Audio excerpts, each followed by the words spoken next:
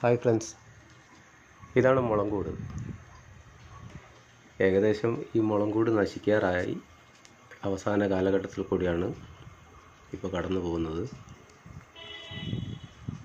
പക്ഷേ ഇവൻ്റെ അവസാന കാലഘട്ടം ആകുമ്പോഴേക്കും ഒരു 10-12 വർഷം എടുക്കും തോന്നുന്നുണ്ട്. ആ സമയമാകുമ്പോഴേക്കും നമുക്ക് നല്ലൊരു പ്രൊഡക്റ്റ് ഭൂമിയിൽ തന്നിട്ടാണ് അവൻ പോവുക.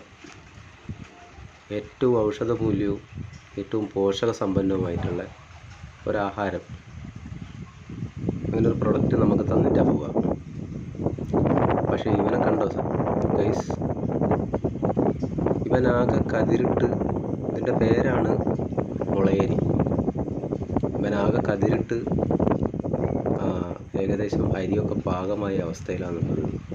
പക്ഷേ ഇത് കളക്ട് ചെയ്യാൻ പറ്റാത്തൊരവസ്ഥയിലായതുകൊണ്ട് ഇത് മൊത്തം നശിച്ചു പോവുകയാണ് ചെയ്യുന്നത്.